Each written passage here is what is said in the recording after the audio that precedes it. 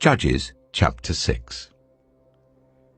The Israelites did evil in the eyes of the Lord, and for 7 years he gave them into the hands of the Midianites.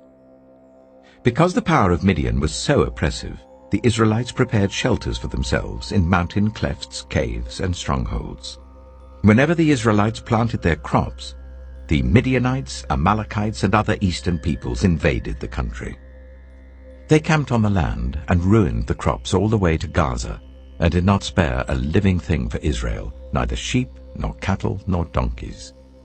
They came up with their livestock and their tents like swarms of locusts. It was impossible to count them or their camels.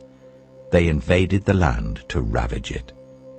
Midian so impoverished the Israelites that they cried out to the Lord for help. When the Israelites cried out to the Lord because of Midian, he sent them a prophet who said, "This is what the Lord, the God of Israel, says. I brought you up out of Egypt, out of the land of slavery. I rescued you from the hand of the Egyptians, and I delivered you from the hand of all your oppressors. I drove them out before you and gave you their land. I said to you, I am the Lord your God. Do not worship the gods of the Amorites in whose land you live. But you have not listened to me." The angel of the Lord came and sat down under the oak in Ophrah that belonged to Joash the Abiezrite, where his son Gideon was threshing wheat in a winepress to keep it from the Midianites. When the angel of the Lord appeared to Gideon, he said, "The Lord is with you, mighty warrior." "Pardon me, my lord," Gideon replied, "but if the Lord is with us, why has all this happened to us? Where are all his wonders that our ancestors told us about when they said, 'Did not the Lord bring us up out of Egypt?'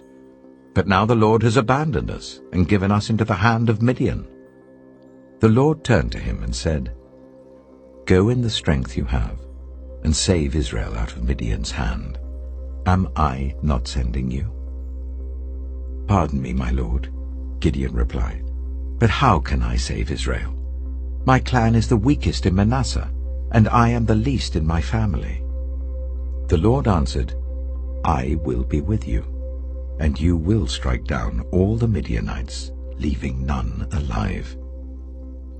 Gideon replied, "If now I have found favor in your eyes, give me a sign that it is really you talking to me. Please do not go away until I come back and bring my offering and set it before you." And the Lord said, "I will wait until you return." Gideon went inside, prepared a young goat, and from an ephah of flour he made bread without yeast. Putting the meat in a basket and its broth in a pot, he brought them out and offered them to him under the oak.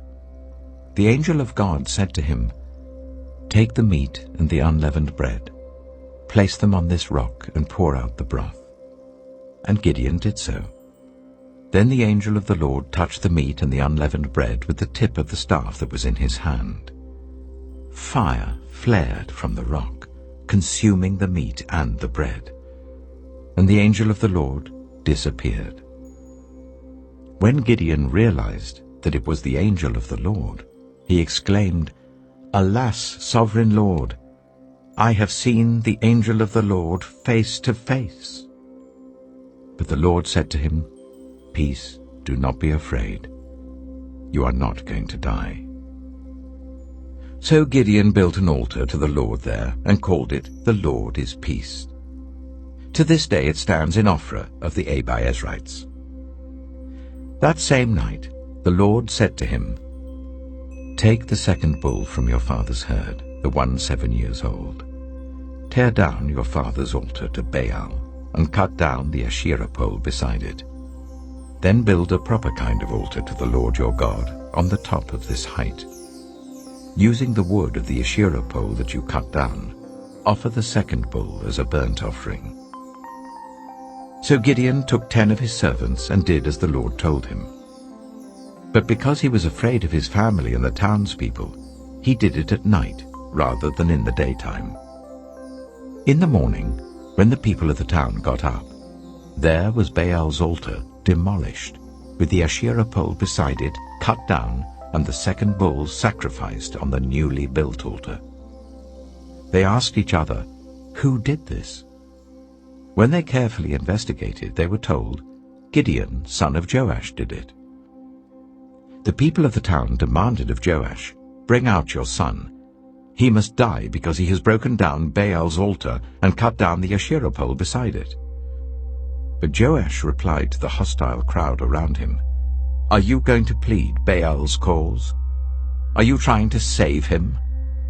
Whoever fights for him shall be put to death by morning. If Baal really is a god, he can defend himself when someone breaks down his altar." So because Gideon broke down Baal's altar, they gave him the name Jerubbaal that day, saying, "Let Baal contend with him." Now all the Midianites, Amalekites, and other eastern peoples joined forces and crossed over the Jordan and camped in the valley of Jezreel. Then the Spirit of the Lord came on Gideon, and he blew a trumpet, summoning the Abiezrites to follow him. He sent messengers throughout Manasseh, calling them to arms, and also into Asher, Zebulun, and Naphtali, so that they too went up to meet them.